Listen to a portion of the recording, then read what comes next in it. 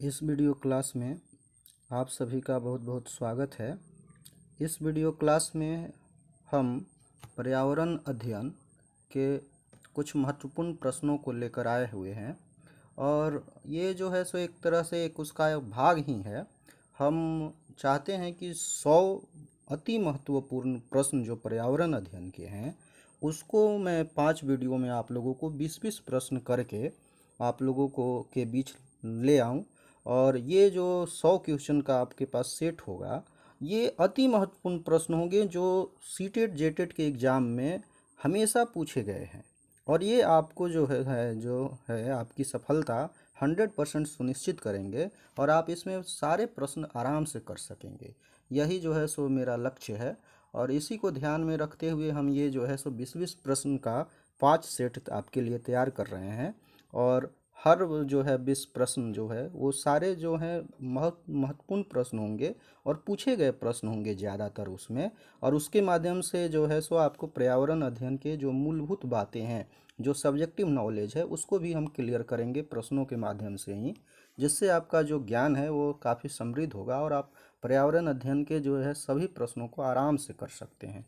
तो ये जो है मेरा पहला जो है ये वीडियो होगा पर्यावरण अध्ययन के प्रैक्टिस का महत्वपूर्ण जो प्रश्न है उनका एक पहला सेट और इसमें हम प्रश्न 20 प्रश्न लेकर आपके लिए आए हुए हैं। तो चलिए शुरुआत करते हैं। ये पहला प्रश्न दिखाई दे रहा है कि मानव के पेट में आमाशय रस की प्रवृत्ति खाली स्थान होती है और वह भोजन के पाचन में सहायता करता है। यानी हमें ये बताना है कि मानव जो पेट है उसमें जो आमाशय रस है उसकी प्रवृत्ति कैसी होती है। यहाँ पे देख रहे होंगे आप कि आमाशय रस की प्रवृत्ति कैसी होती है और वो भोजन के पाचन में सहायता करता है। अब देखिए 4 ऑप्शन दिए गए हैं हमारे पास कि क्षारीय, उभयधर्मी, उदासीन, अम्लीय। यानी वो जो उसकी प्रवृत्ति है आमाशय रस की वो अम्लीय है, क्षारीय है, उभयधर्मी है या उदासीन है। तो अम्लीय जैसा कि होता है कि मतलब अम्लीय अम्ल उसको हम कहते हैं जो स्वाद में खट्टे होते हैं और जो क्षार होते हैं वो जो है स्वाद में कड़वे होते हैं। जैसे अम्ल में जो है नींबू वगैरह जो है वो सब अम्ल उसमें पाया जाता है। जो आपके पास सर्फ साबुन वगैरह होते हैं उसमें क्षार पाए जाते हैं। तो यहाँ मानव उसके पेट से में आमाशय रस है। तो देखिए मानव की जो पेट है जो आमाशय है उसमें जो है वो आमाशय पेट का जो अंदरूनी हिस्सा है उसमें जो है जठर ग्रंथियां पाई जाती हैं और उससे जठर रस स्रावित होता है और ये जठर रस जो है भोजन में मिलकर भोजन को लुगदी बनाने में और उसके पाचन में थोड़ा सहायक होता है, क्योंकि आमाशय में आंशिक पाचन होता है और उसके बाद जो भोजन की जो लुगदी बनी हुई होती है वो छोटी आंत में चली जाती है जहाँ उसका जो है अधिकांश पाचन हो जाता है, फिर बड़ी हाथ होते हुए बाहर जो है निकल जाता है। ठीक है।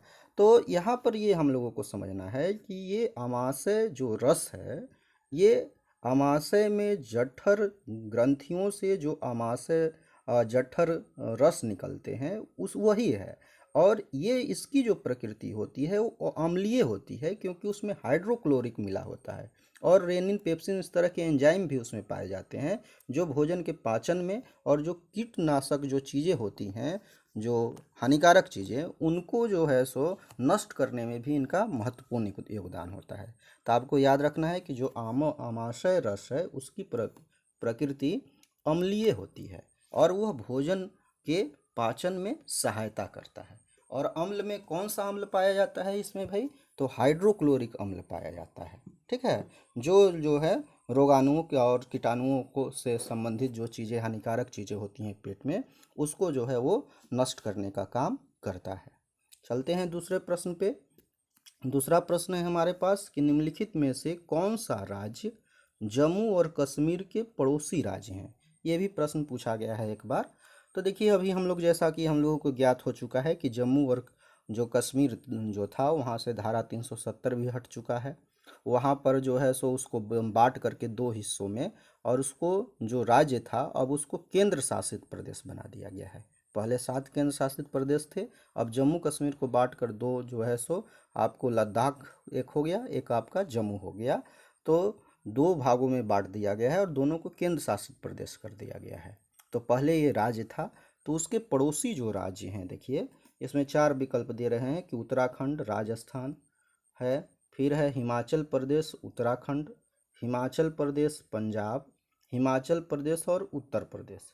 ठीक है, तो ये 4 ऑप्शन हमारे पास यहाँ दिखाई दे रहे हैं, लेकिन हमको जम्मू कश्मीर का जो है पड़ोसी राज्य देखना है। तो राजस्थान दिख रहा है, उत्तराखंड है, हिमाचल प्रदेश है हमारे पास, और ये है पंजाब। तो इसमें जो सही विकल्प है हमारे पास वह है हिमाचल प्रदेश और उत्तराखंड। ये दो जो राज्य हैं ये भी पहाड़ी राज्य हैं। आप लोग जैसा जानते हैं कि हिमाचल प्रदेश और उत्तराखंड, ये उत्तराखंड उत्तर प्रदेश को ही काट करके बना हुआ है, और हिमाचल प्रदेश, तो ये जो दोनों राज्य हैं ये जम्मू और कश्मीर के पड़ोसी राज्य हैं।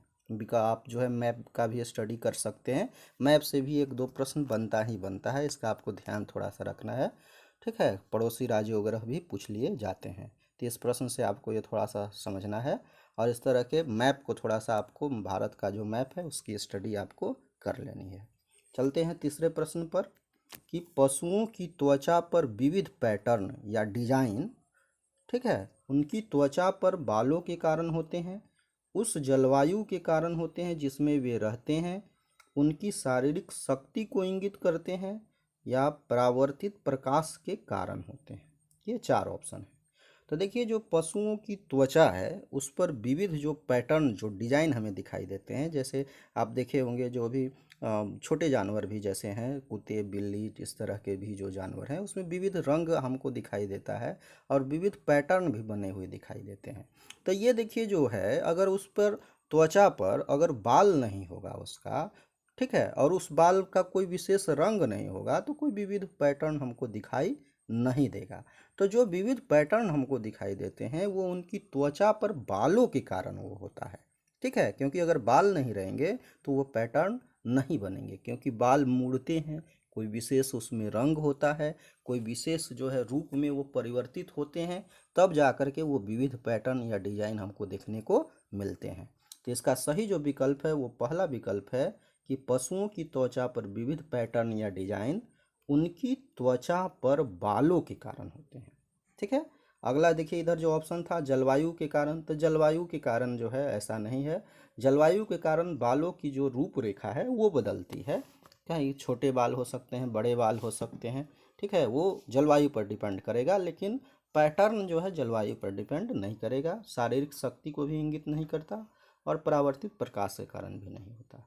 अगला प्रश्न है हमारे पास चौथा कि निम्नलिखित में से मच्छरों द्वारा, मच्छर जैसा कि हम देखते हैं सभी आजकल भाई लगभग सभी घरों में मच्छर जो है अपना प्रवेश पा जा रहा है, तो ये चौथा प्रश्न है कि निम्नलिखित में से मच्छरों द्वारा फैलने वाले रोगों का समुच्चय है, यानी समूह बताना है कि मच्छर द्वारा कौन कौन सा रोग होता है। तो देखिए समझना हमको ये है कि जो मच्छर है वह प्रोटोजोआ प्रजाति का है। ठीक है, जो भी जितने भी आपके पास जीव हैं उनको 5 श्रेणियों में बांटा गया है। तो एक प्रोटोजोआ होता है, और वो मच्छर एक प्रोटोजोआ प्रजाति का जीव है, और ये जो है आपके पास मच्छर के काटने से, आप जानते होंगे कि सामान्य बीमारी एक है मलेरिया, मलेरिया होता है, और मलेरिया में मच्छर जब काटता है तो मनुष्य के शरीर में वो प्लाज्मोडियम नामक जो है परजीवी छोड़ देता है। ठीक है, वही प्रोटोजोआ है होता है, और उससे जो है वो ठंड और बुखार के साथ उसको वो मलेरिया होता है। उसके लक्षण है कि ठंड के साथ बुखार आता है, और ये मच्छर जो हैं उसको फैलाते हैं। तो इसी तरह से जो मच्छर हैं वो मलेरिया के अलावा डेंगू, एक डेंगू बीमारी भी है जो मच्छर के कारण ही होता है, और चिकनगुनिया भी है। ठीक है ना, ये चिकनगुनिया बीमारी और डेंगू, डेंगू में जो है प्लेटलेट्स, जो मनुष्य के शरीर में हम लोग जानते हैं कि 3 तरह के रक्त कण पाए जाते हैं। वो है आपके पास लाल रक्त कण, आप जानते होंगे कि आरबीसी और डब्ल्यूबीसी और प्लेटलेट्स, ये 3 तरह के जो हैं वो आपके पास पाए जाते हैं मूल कण। ठीक है ना, ये लाल रक्त कण, श्वेत रक्त कण और प्लेटलेट्स। ठीक है। तो ये प्लेटलेट्स की जो संख्या होती है वो कम हो जाती है, शरीर में प्लेटलेट्स की संख्या डेंगू के कारण कम हो जाती है, और ये जो है इसमें भी बुखार वगैरह आते हैं। ठीक है। तो और चिकुनगुनिया, ये 3 बीमारी हैं। तो हमसे इस प्रश्न में यही पूछा गया था कि कौन सा समुच्चय है जो मच्छरों द्वारा फैलने वाले रोगों का है। तो ऑप्शन देखिए था डेंगू, मलेरिया, चिकनगुनिया। मियादी बुखार जो है हम टाइफाइड को कहते हैं। ठीक है। तो टाइफाइड देखिए साल्मोनेला टाइफी नामक जो है जीवाणु के कारण होता है, बैक्टीरिया के कारण होता है, इसलिए ये ऑप्शन आपका ऐसे भी गलत हो जा रहा है। एक भी गलत तो गलत हो जाएगा। नीचे डी ऑप्शन में देखिए HIV एड्स है। तो HIV एड्स जो है वायरस से होता है, ये आप लोग जानते हैं कि जो HIV एड्स है वो वायरस से होता है। तो ये ऐसे ये भी ऑप्शन गलत हो जाएगा। ठीक है ना। हैजा जो है वो भी जो है आपको विषाणु और जीवाणु से होता है। विषाणु मतलब वायरस और जीवाणु मतलब बैक्टीरिया। तो हैजा जो है वो आपको होता है बैक्टीरिया से, और ये जो HIV एड्स होता है वो वायरस यानी विषाणु से होता है। ठीक। और यहाँ भी है एड्स, तो ये भी जो है आपका गलत हो जा रहा है, वो पहला ही है। तो आपको याद रखना है कि डेंगू, मलेरिया, चिकनगुनिया ये सब मच्छर द्वारा फैलने वाले रोगों का समुच्चय है। अगला प्रश्न चलते हैं, पांचवा, कि देख रहा है कि घटपर्णी पौधा यानी जिसका दूसरा नाम है निपेंथिस। तो घटपर्णी यानी घट का मतलब होता है घड़ा, यानी घड़े की आकृति है, पर्णी मतलब पत्ता होता है। तो ऐसा पौधा जो है जिसका पत्ता घड़े का रूप लेता है उसी को घटपर्णी पौधा हम लोग कह रहे हैं, उसका अंग्रेजी नाम है निपेंथिस। तो ये इसको घटपर्णी पौधा के बारे में आपको हम बता दें कि ये घटपर्णी पौधा का जो होता है वो पत्ता जो होता है वो परिवर्तित होकर के घड़े की तरह का आकृति ले लेता है, और उसका जो ऊपरी सिरा होता है वो घड़े के ढक्कन जैसा बनाता है, और उसके भीतर जो होते हैं वो रोम होते हैं, और वो रोम नीचे की ओर झुके हुए होते हैं, नीचे जो है की दिशा में, जैसे जड़ नीचे भूमि में अग्रसर होता है वैसे ही वो नीचे की ओर अग्रसर होते हैं। और जब कोई भी जो है कीड़े मकोड़ा कुछ भी तरह का मेढक वगैरह छोटे जीव जो हैं वो उसमें चले जाते हैं, फंस जाते हैं, तो वो उसको बाहर नहीं निकलने देता है, और उनका अवशोषण करके वो उनको मार करके उनको अवशोषित करके खा जाता है। ठीक है। ये घटपर्णी पौधा ये एक प्रकार का जो है वो मांसाहारी पौधा है, जिसको कीटभक्षी पौधा भी हम लोग कहते हैं। याद ये आपको रखना है कि इस निफेंथिस को हम लोग कीटभक्षी पौधा भी कहते हैं। कीटभक्षी ये आपको याद रखना है। और या इसको ये मांसाहारी पौधा भी है, ये भी आपको याद रखना है कि मांसाहारी पौधा भी है ये।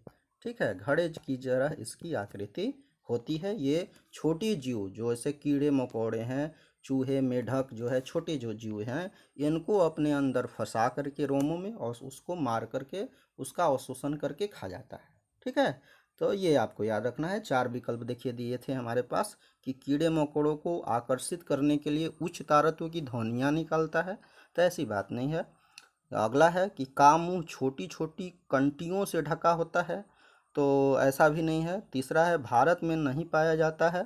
ठीक है। और चौथा है मेढकों, कीड़े मकोड़े और चूहों को चालाकी से फंसा कर खा जाता है। तो हमने जैसा बताया कि छोटे जीवों को आपको वो फंसा करके अपने रोमों में उसको खा जाता है।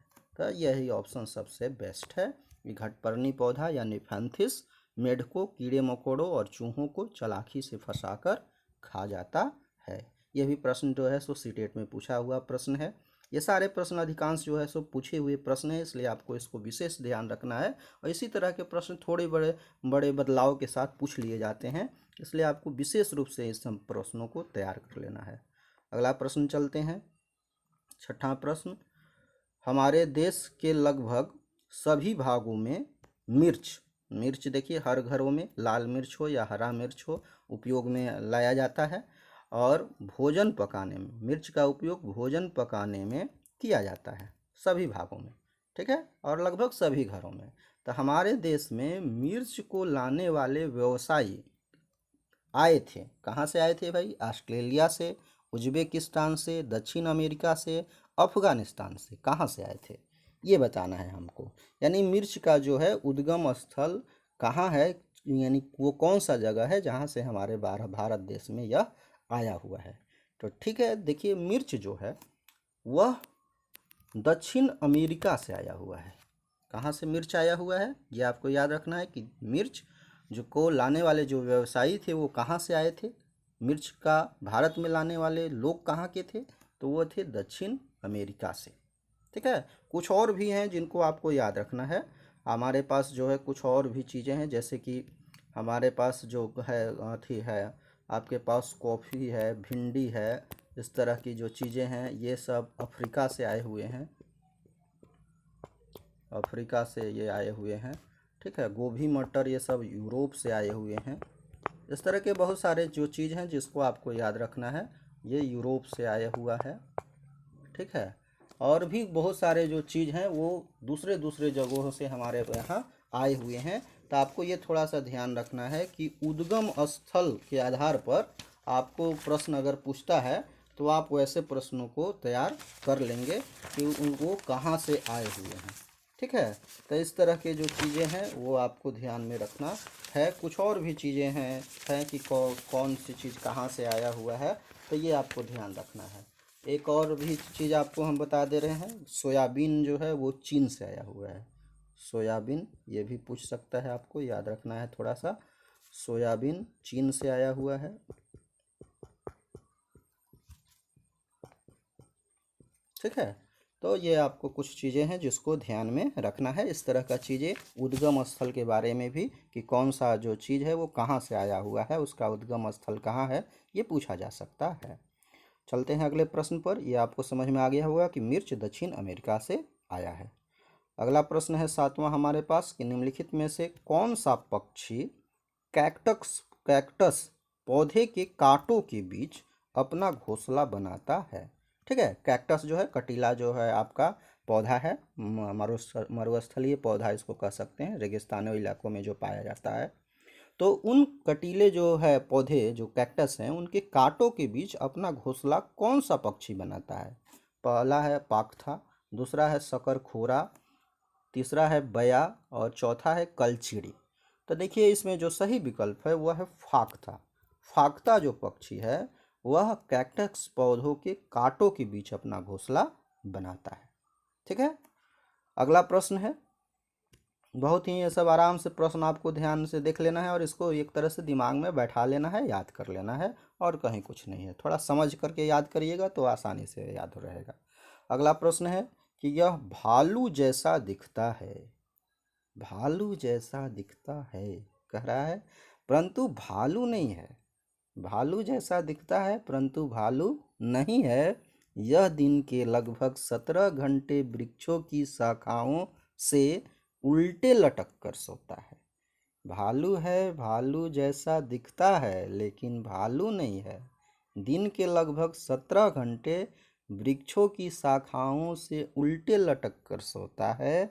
यह जिस वृक्ष पर रहता है उसी की पत्तियां खाता है। लगभग 40 वर्षों तक जीवित रहता है। यह पशु कौन है। एक तरह से आपको पहेली जैसा दिया है, उसके बारे में सारी जानकारी यहाँ दे दिया गया है। बस वो पशु आप जान जाएंगे तो उसकी सारी विशेषताएं यहाँ दिखाई दे रही हैं कि भालू जैसा दिखता है, भालू नहीं है।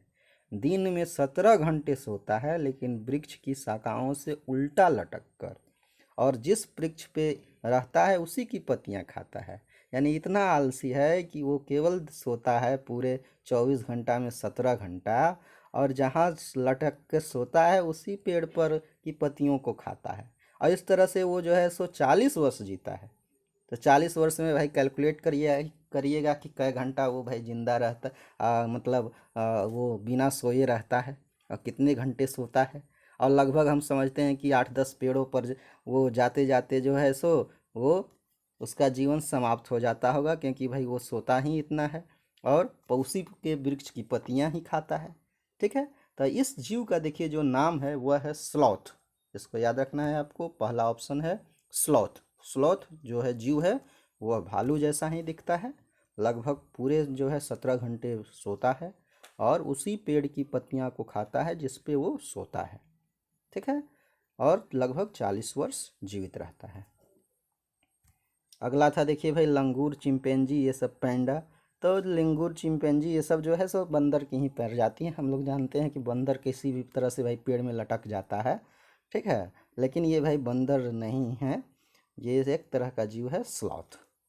अगला प्रश्न है हमारे पास कि बगुला भैंस पर बैठता है।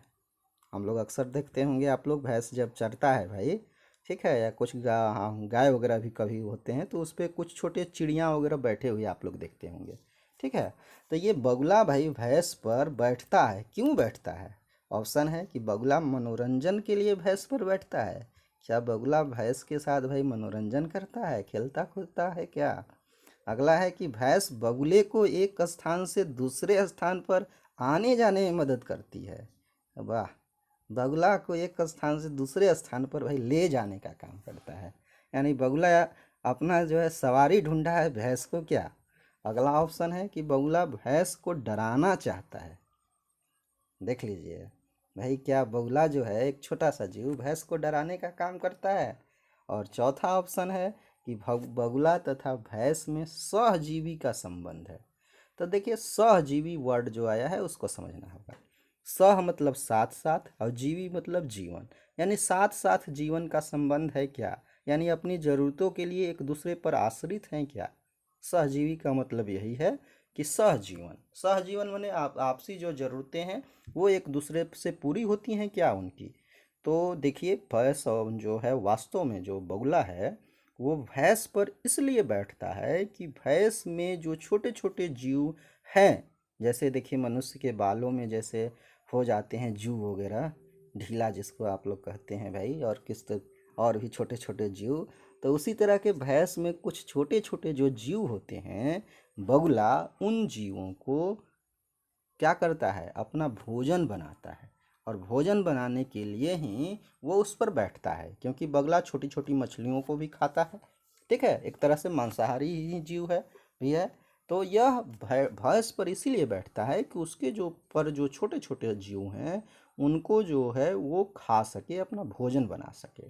तो दोनों में एक तरह का सहजीवी का संबंध है, ठीक है, इसलिए वो बैठता है, और कोई विशेष कारण नहीं।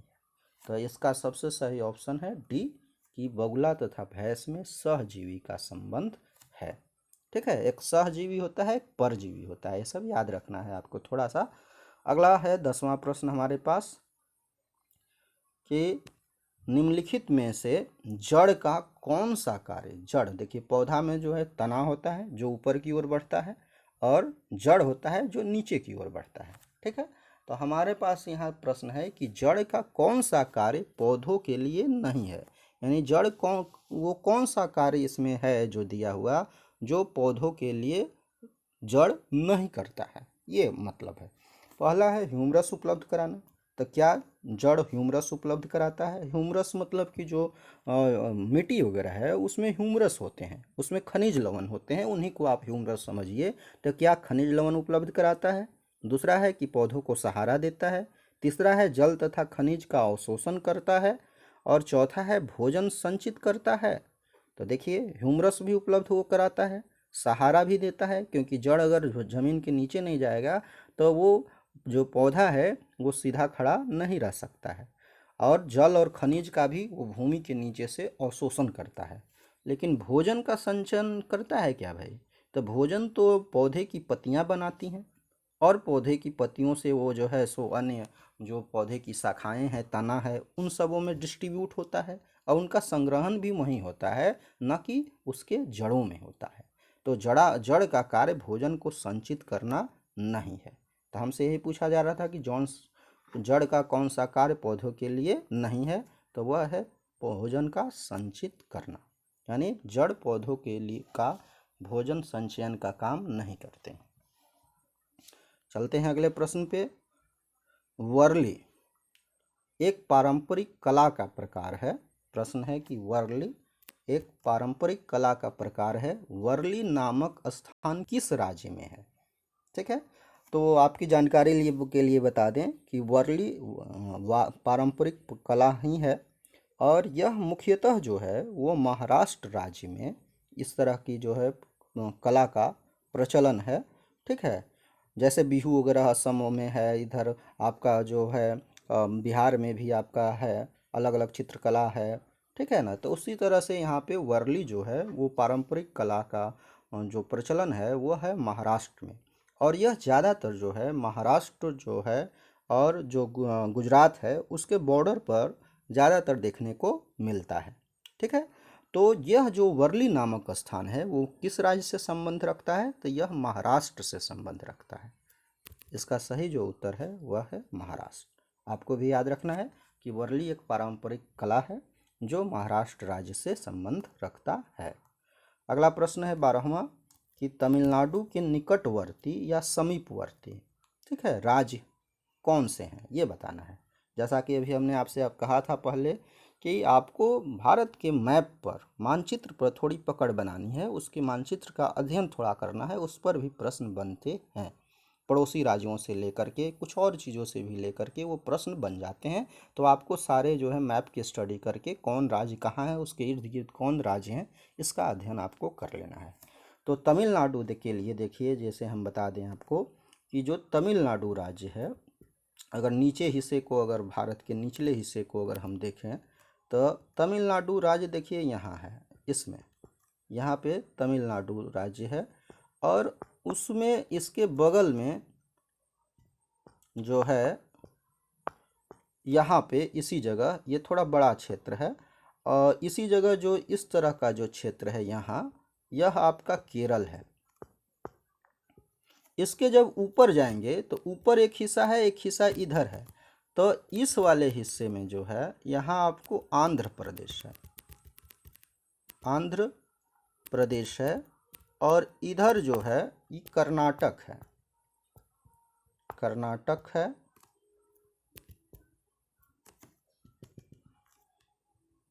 ठीक है। और इधर जो है यहाँ पे छोटा सा आपको यहाँ पे गोवा है, इसके ऊपर जो है महाराष्ट्र है, इधर बीच में मध्य प्रदेश आ जाएगा, इधर बढ़िएगा उड़ीसा आ जाएगा। इस तरह से नीचे की अगर से ऊपर की ओर बढ़ें तो अगल बगल जो है सो यहाँ एक तरफ इधर आपको, इधर पूरब की तरफ तमिलनाडु है, तो पश्चिम की तरफ आपको कर्नाटक है। ऊपर अगर इन तमिलनाडु से बढ़िएगा तो आंध्र प्रदेश है और फिर कर्नाटक है।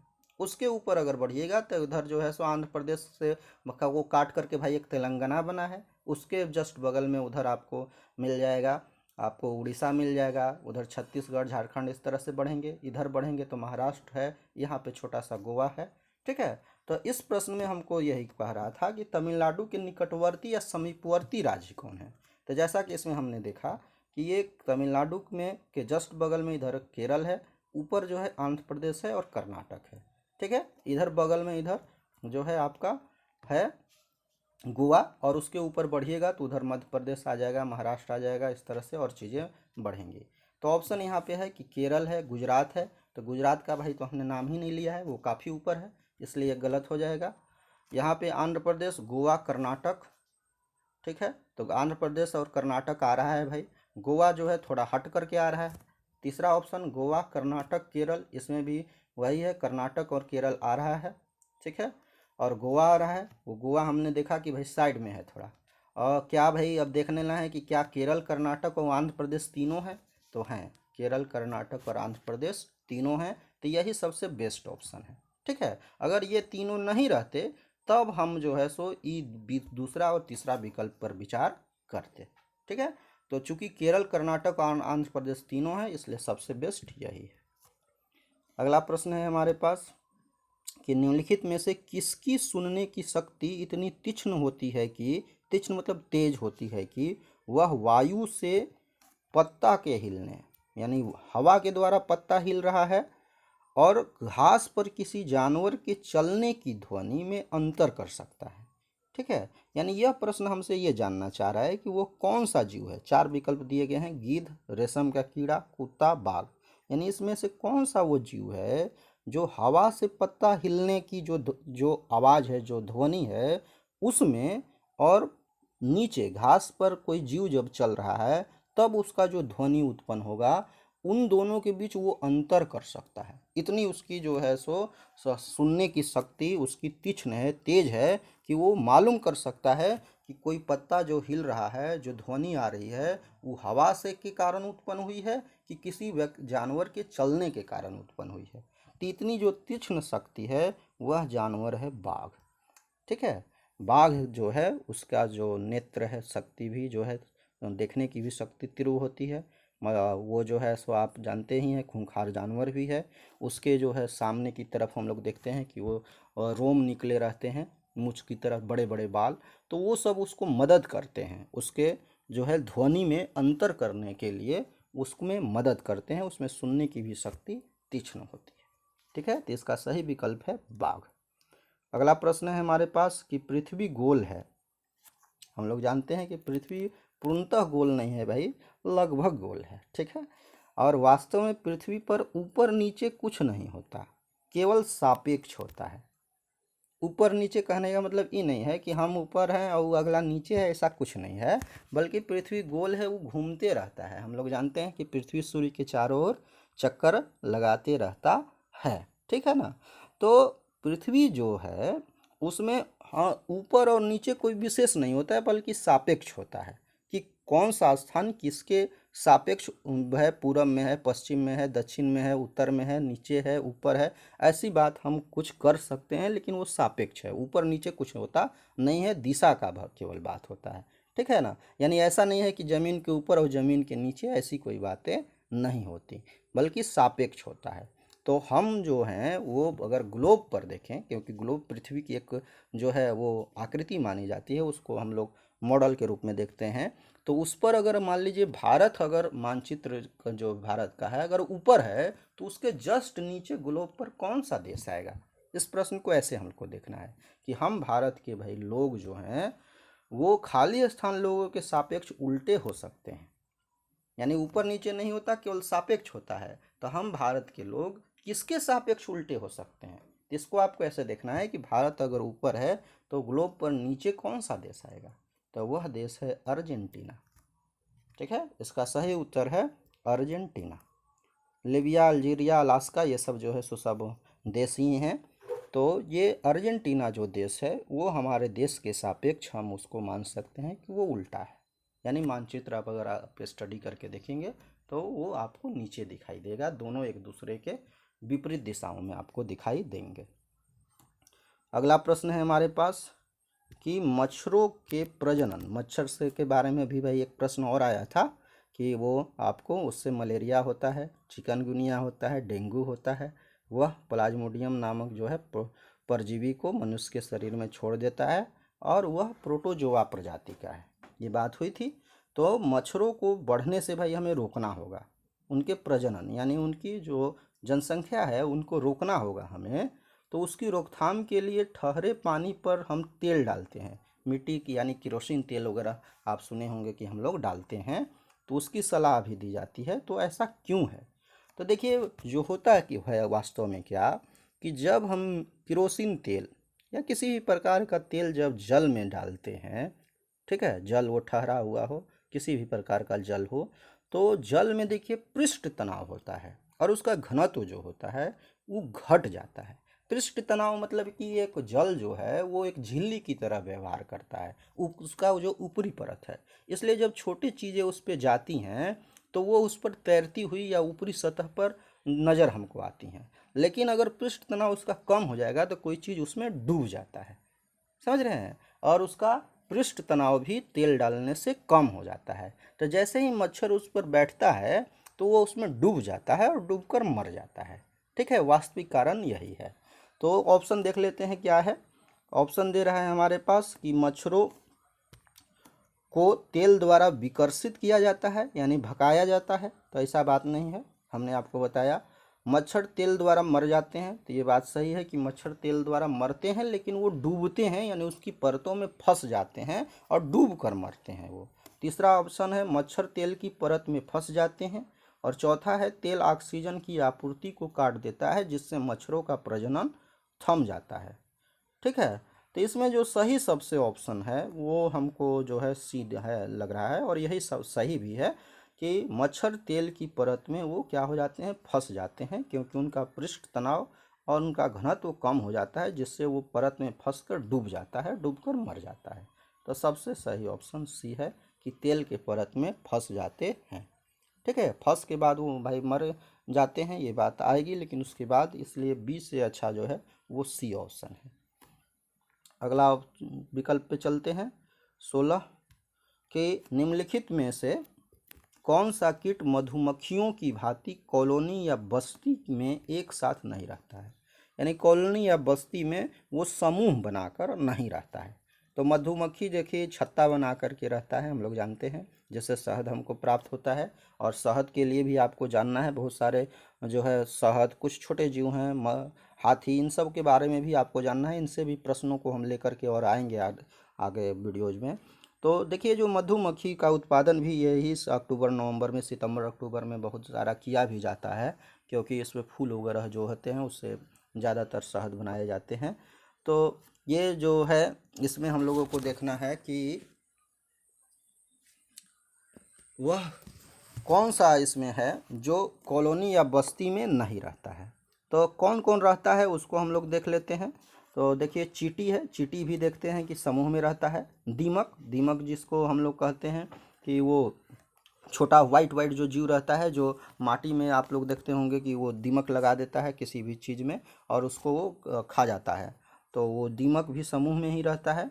मकड़ी है, ततैया या बरा, जो छत्ता बना करके रहते हैं, जो कि काट देते हैं तो जो त्वचा है वो फूल जाता है, उसमें जो है एक तरह का, चींटी वगैरह भी देखते होंगे कि वो सब काटते हैं तो एक तरह से वो एसिड छोड़ देते हैं और उससे जो है सब जलन वगैरह होता है और वो उसमें जो है सूजन आ जाते हैं। तो ये जो चींटी है, दीमक है और ततैया या बर्रा जिसको कहा जा रहा है, वह समूह में रहते हैं। लेकिन जो मकड़ी है, वह मकड़ी अपना जाल बनाती है। मकड़ी क्या बनाती है? जाल। और उस जाल में छोटे छोटे जीवों को ये भी फंसा करके उसको खाने का काम करती है, लेकिन अकेला रहती है। कैसा रहती है? अकेला रहती है, बस्ती बनाकर ये नहीं रहती। इसलिए सबसे जो सही ऑप्शन है वह है सी, मकड़ी। इस प्रश्न में आपको ये भी प्रश्न का जवाब मिल रहा है कि चींटी, दीमक, ततैया, मधुमक्खियाँ ये सब समूह में रहती हैं। अगर आपको समूह में आ भी गया प्रश्न कि भाई निम्नलिखित में से चयन करिए जो समूह में रहते हैं या कॉलोनी बनाकर रहते हैं, तो आपको याद रखना है कि वो जीव कौन कौन से हैं? चींटी, मधुमक्खी, दीमक, ततैया या बर्रा। अगला प्रश्न है 17वां हमारे पास कि कुडुक कहाँ के लोगों की भाषा है? यानी कुडुक एक भाषा है, वह कहाँ के लोगों की भाषा है? तो देखिए जो कुडुक भाषा है वह एक जनजातीय भाषा है। आपको याद रखना है, कुडुक एक जनजातीय भाषा है जो झारखंड, बिहार, छत्तीसगढ़, बंगाल, मध्य प्रदेश, ये जो राज्य हैं इनके जनजातीय जो लोग हैं उनकी भाषा है, यानी उनके द्वारा बोली जाती है। ठीक है, इसमें देखिए 3 राज्य हमारे पास आ रहे हैं, मणिपुर, अरुणाचल प्रदेश और मिजोरम। ये जो है पूर्वोत्तर राज्य हैं। पूर्वोत्तर में 8-9 राज्य हैं, 8 राज्य हैं, तो वो पूर्वोत्तर राज्य हैं, वहाँ पर कुडुक नहीं बोली जाती, बल्कि ये जो झारखंड, बिहार का जो क्षेत्र है वहाँ पर, छत्तीसगढ़, इधर उड़ीसा, पश्चिम बंगाल, यहाँ के जनजातीय लोगों की भाषा है कुडुक। ठीक है, तो ये ऑप्शन है झारखंड। ठीक है, ये आपको जेटेट में भी प्रश्न आया है। तो कुडुक कहाँ के लोगों की भाषा है? झारखंड के लोगों की। झारखंड, बिहार, इस तरह का ऑप्शन आपको मिल रहा है। ठीक है ना, छत्तीसगढ़, उड़ीसा, तो वहाँ के जनजातीय लोगों की भाषा है। यहाँ पर और जो भी राज्य थे वो सब पूर्वोत्तर हैं, इसलिए सही विकल्प है झारखंड। अगला प्रश्न है हमारे पास कि राष्ट्रीय पाठ्यचर्या की रूपरेखा, यानी एनसीएफ 2005 की बात कर रहा है। एनसीएफ 2005 के अनुसार निम्नलिखित में से कौन सी एक पर्यावरण अध्ययन की विषय वस्तु यानी थीम है? 4 ऑप्शन है, सौरमंडल, मौसम, ऊर्जा और भोजन। तो देखिए इसमें हमको समझना है कि विषय वस्तु थीम क्या है और एनसीएफ 2005 के अनुसार कौन कौन से थीम हैं। तो देखिए इस आपकी जानकारी के लिए हम बता दे रहे हैं कि एनसीएफ 2005 में जो पर्यावरण अध्ययन के जो विषय वस्तु या थीम हैं उनको 6 भागों में बांटा गया है। कितने भागों में? 6 भागों में बांटा गया है। और इन 6 भागों में बांटकर पर्यावरण अध्ययन को आसान बनाया गया है, उनको एक संरचना दी गई है और उस विषय वस्तु में उसको बांटकर अध्ययन की दृष्टि से आसान बनाया गया है। वो 6 भाग कौन कौन से हैं? तो पहला भाग है आपका मित्र और परिवार। ठीक है, ठीक है। दूसरा जो भाग है वह है आपका भोजन, तीसरा है आवास, फिर जल, ये सब मूलभूत जो आवश्यकताएं हैं। यात्रा यानी भ्रमण, भाई कोई व्यक्ति एक स्थान से दूसरे स्थान पर कैसे जाता है। और छठा चीज है कि क्या हम क्या बनाते हैं और क्या करते हैं, हम जो बनाते हैं और करते हैं, ठीक है। इस तरह से जो है वो 6 भागों में बांटा गया है। इसी में जो है सो आपको पढ़ना है कि परिवार क्या है, आपको मित्र है कौन है, शत्रु कौन है, वंशावली पढ़नी है, पशु पौधों के बारे में पढ़ना है, पशु के बारे में पढ़ना है। इस वाले सेक्शन में भोजन के बारे में पूरा पढ़ना है, आवास हैबिटेट क्या है वो सब, जल, यात्रा, ये सब 6 भागों में पर्यावरण को बांटा गया है और इसी के आधार पर स्टडी की जाती है। तो हमारा ये प्रश्न था कि भाई इसमें से पर्यावरण अध्ययन जो है अध्ययन की विषय वस्तु कौन सी है। तो सौरमंडल, मौसम, ऊर्जा, भोजन। तो हम लोगों ने देखा कि सौरमंडल, भोजन और मौसम और ऊर्जा ये नहीं आया है, कौन आया है, भोजन। तो विषय वस्तु कौन है, भोजन। अगर ये 6 नाम आपको याद रहते हैं तो आप इस तरह पर इस पर कोई भी प्रश्न बनता है विषय वस्तु पर तो आप कर लेंगे। तो ये 6 नाम आप याद कर लेंगे। अगला प्रश्न हमारे पास आ गया है कि हमारे देश में निम्नलिखित स्थानों में से कौन सा ठंडा रेगिस्तान है। ठंडा रेगिस्तान, ठीक है, गर्म रेगिस्तान जो भी होता है, लेकिन हमको ठंडा रेगिस्तान बताना है, ठीक है। रेगिस्तान केवल कहने से होता है तो गर्म रेगिस्तान की ही। तो गर्म रेगिस्तान जैसे सबसे बड़ा दुनिया का जो रेगिस्तान है वो सहारा रेगिस्तान है। इंडिया की बात करें भारत में, तो भारत में जो है सो थार रेगिस्तान है राजस्थान में, ठीक है। लेकिन ठंडा रेगिस्तान जहाँ बर्फ़ ही बर्फ़ ढका हो उसको कहते हैं। तो बर्फ़ से बर्फ़ जहाँ दिखाई देता है वह है लद्दाख का क्षेत्र, जो केंद्र शासित प्रदेश अब बन चुका है। ऑप्शन था दार्जिलिंग, जैसलमेर और मेघालय, ठीक है। तो मेघालय में जो है ज़्यादातर मेघालय, चेरापूंजी सब में जो मासिन राम बहुत ज़्यादा बारिश होती है। आसाम में भी बारिश होती है। ये जैसलमेर राजस्थान में है, दार्जिलिंग जो है आपका वो पश्चिम बंगाल में है, ठीक है। तो ये आपको जो लद्दाख है इसको ठंडा रेगिस्तान माना जाता है। ये जो है वो बर्फ़ ही बर्फ़ ढका हुआ रहता है और काफ़ी ऊंचाई पर है ये, ठीक है ना। सबसे बड़ा जो युद्ध का जो क्षेत्र है सियाचिन ग्लेशियर जिसका नाम है वो भी लद्दाख में ही है, आपको याद रखना है ये। तो निम्नलिखित में स्थानों में से कौन सा ठंडा रेगिस्तान है, वह है लद्दाख। लास्ट प्रश्न 20वां हमारे सामने दिखाई दे रहा है कि निम्नलिखित में से कौन सा बीज नहीं है। जैसे बीज आप सुनते होंगे कि भाई कोई पौधा उगाना है तो बीज चाहिए उसका, तो इसमें कौन बीज नहीं है। ऑप्शन है सौंफ, तो सौंफ भी बीज है। गेहूं का भी बीज है, गेहूं ही हम बुनते हैं तो गेहूं जो है उगता है और उसी से फिर गेहूं हम प्राप्त करते हैं। काली मिर्च जो है मिर्च में भी बीज होता है, आप देखते होंगे, ठीक है ना। और ये साबूदाना, तो साबूदाना जो है वो बीज नहीं है, इसका सही ऑप्शन है साबूदाना। साबूदाना जो है वो साइकस नाम का एक पौधा होता है, ठीक है ना, उसके तना के मंड से, तना को से उसको प्राप्त किया जाता है इस साबूदाना को, ठीक है ना। ये एक तरह का बीज नहीं है। तो इसमें से सही जो ऑप्शन है वह है साबूदाना। आपको याद रखना है साबूदाना बीज नहीं है, ठीक है।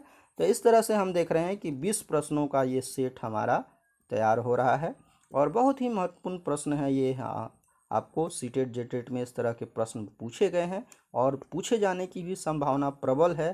तो इसलिए आपको इन सब प्रश्नों को आराम से जो है तैयार कर लेना है और इसको रिवाइज कर लेना है 1-2 बार, ठीक है। तो चलिए, thanks to watch this video. हम मिलेंगे नेक्स्ट वीडियो में और नेक्स्ट वीडियो में फिर 20 प्रश्न हम आपको लेकर के आएंगे, ठीक है। तब तक धन्यवाद।